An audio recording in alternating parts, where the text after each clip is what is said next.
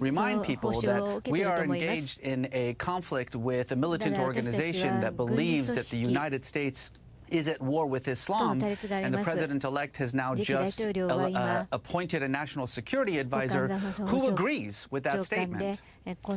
General Hertling, in terms of working with Muslim countries, in terms of trying to send the message to most of the Muslim world, which is not against the United States or is not fighting the United States, does this hurt that effort? I think it does, Anderson, but I think you're seeing across the board that the Trump team is beginning to understand things that were stated during the campaign are in fact hurting them in many areas, not just in Muslim countries, but we're also talking about NATO, Asia, Africa, some of the other things that they have mentioned, which have been contentious during the campaign season. They're realizing they've got to walk back quite a bit right now as they meet with a variety of people and meet with other governments to understand that other governments have their own national security concerns, and they're not always going to do exactly what the United States wants them to do. So I think there is a requirement to get the intelligence right, and even though, as we've mentioned, there have been some commentary about Muslims across the board and the ideology of Islam that will cause some challenges. That may not be the only problem the National Security Advisor faces and helps the President address. I mean, the whole thing that the President does with the National Security Advisor is looks at security across the country. And ISIS is only one of about 8 things that National Security Advisor is going to have to be worried about on day one of the presidency. Right. I mean, General Hertling, General Flynn has been criticized for perceived relationships with Russia. He's appeared on Russia Today an awful lot, and I think even gone over there to speak. Yeah, that's correct, and not only Russia, but giving advice to Turkey, so there is potentially some conflict of interest here. I think Mike went to Russia soon after his retirement, which surprised quite a few folks after being the director of the intelligence agency, Defense Intelligence Agency. So yeah, those are all concerning things, and truthfully, I think it's going to give many of our NATO allies a great deal of pause to know how Donald Trump feels, but also to see what Mike Flynn has done prior to being named as the NSA. Yeah, I mean, Jeffrey, it's certainly, I mean, his views on Russia seem to be in line with what Donald Trump has said on Russia. Right, they do indeed. And that, of course, is what each president wants. I mean, Susan Rice's view of the world is very much the same as President Obama's, and she's the National Security Advisor, and that's what she does. So there's nothing in the least unusual about this, and I think, therefore, General Flynn will serve President Trump very, very well. Is it important, though, for moving forward for Donald Trump to have a variety of opinions around him, in your opinion, Jeffrey? Sure. And you can do that both with people in your own government and consult constantly with people outside of your government. I mean, there are all kinds of people out there that would be more than willing to sit down with the President of the United States and talk about their view of the world if the President's interested, which I'm sure Donald Trump would be. He's a very, very good listener and a very good executive, so absolutely, I'm sure he'll be doing that. We have to leave there. Jeffrey Lord, thank you. General Hertling as well. Reza Aslan, great to see you. Thank you. Starting now, 360 special report, unprecedented inside the Trump campaign. John Berman here in for Anderson. Tonight, Donald Trump's controversial and consequential cabinet picks, including a choice for Attorney General that civil rights groups say is a throwback to a dark time in U.S. history. We'll look at that and who he will pick next. We begin, though, with another choice, one that flies in the face of something he said proudly and loudly and repeatedly throughout the campaign, namely that he doesn't like settling lawsuits, especially the cases against the non-university, formerly known as Trump University. Trump said he expected to be vindicated in court, so why settle? Today, he settled 2 cases in California and 1 in New York.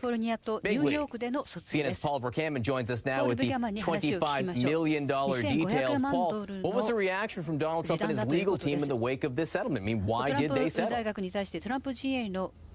Well, they were all smiles in both in court and outside court. Dan Petrocelli, Trump's lawyer, said, quote, Donald Trump and Trump University do not acknowledge any fault or liability in this case.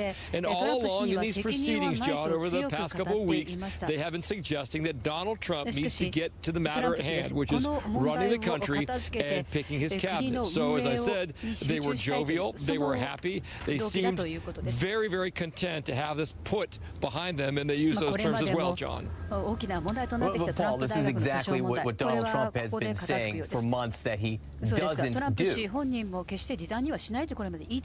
Exactly, John. Not only saying, but going out on social media and saying such things as my university had a 98% approval rating, and perhaps I should settle this, but I won't in terms of principle. And let's listen to some of the other times that Donald Trump came out and said that he would not settle this case. I will win the Trump University case. I already am, as far as I'm concerned. I will win the case in the end. I just didn't want to be forced to settle. This is a case I could have settled very easily, but I don't settle cases very easily when I'm right. I will win the Trump University case. I could settle the case now if I wanted to settle the case. I don't settle cases. We have a situation where we will win in court, and I'll win the Trump University case. I could settle that case. As for the settlement, some $25 million, the plaintiff's attorney saying that each one of the people who were involved in this lawsuit will get at least half of their money back, and in no instance was that more than $35,000, John. All right, Paul Verkammen for us. Thanks a lot, Paul. Now to the cabinet picks, the fallout from the cabinet picks, and what we know about the next big cabinet picks. CNN's Sarah Murray is at Trump Tower with more. Sarah, first of all, explain the president-elect's whereabouts tonight, what we know, what we don't know, because he's still operating without the traditional press pool, correct? That's right. And so even though I am in front of Trump Tower tonight, Donald Trump is not inside Trump Tower. He's already relocated. He's going to be spending the weekend at his golf club in Bedminster, New Jersey. So he took off for there earlier. After his departure, they alerted the pool, and the small group of reporters that followed him had the pleasure of sitting in traffic for 3 hours to follow him out to New Jersey. Of course, Donald Trump gets a motorcade when he makes his trek. So, Sarah, what's the latest on who exactly he's expected to meet with this weekend and what will come out of these meetings?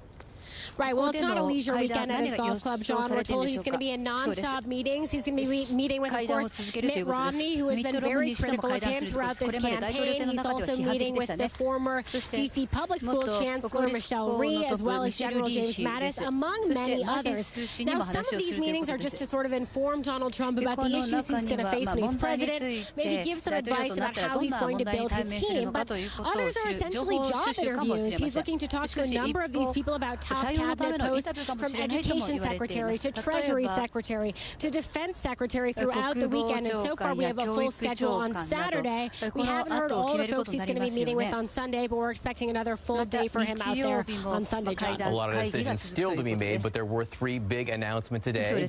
President-elect choices for Attorney General, CIA Director, National Security Advisor. What's the latest on how those are being received?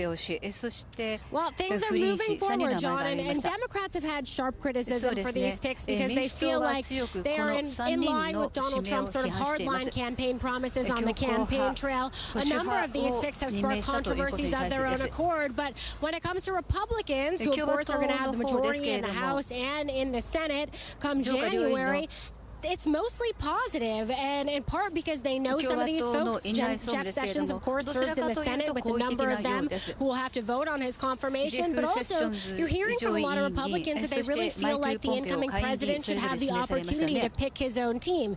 That certainly does not mean that Democrats are just going to sit back and not exact their pound of flesh when it comes to the confirmation hearings, though. But it does mean they can't do a whole heck of a lot besides try to exact their pound of flesh. Sarah Murray, thanks so much. Plenty to talk about tonight. Joining us is Matt Lewis, senior contributor at the Daily Caller, Karine Jean-Pierre, national spokesperson for MoveOn.org, journalist, author, and CNN political analyst Carl Bernstein, who, it must be said, has aged a whole lot better than Dustin Hoffman. Also, Trump supporter Kayleigh McEnany, Democratic strategist Jonathan Ticini, and the Washington Post Philip Bump. Phil, we're going to start with you. The 3 picks today, when you have, you have Michael Flynn, you have Jeff Sessions. What does this say about Donald Trump's worldview? Well, I think it says that Donald Trump's worldview, as expressed on the campaign trail, is the worldview he wants to bring into the White House. I mean, I think the point that Sarah Murray made about how people are responding to it, I think is valid, that there are a lot of folks who had hoped to see a different sort of Donald Trump in the White House. But these first 3 picks at least suggest that he is going to implement the sorts of policies that he articulated. He is going to take a strong stand on immigration. He is going to embrace the sort of international policies that he talked about on the campaign trail. It's very true to form, and it's very true to him sticking with the loyal folks that have been there from the beginning, but it's also understandable why his opponents would be a little discouraged. But Jonathan Decina, you are one of these opponents. Is Donald Trump doing what he said he was going to do, appointing people who agree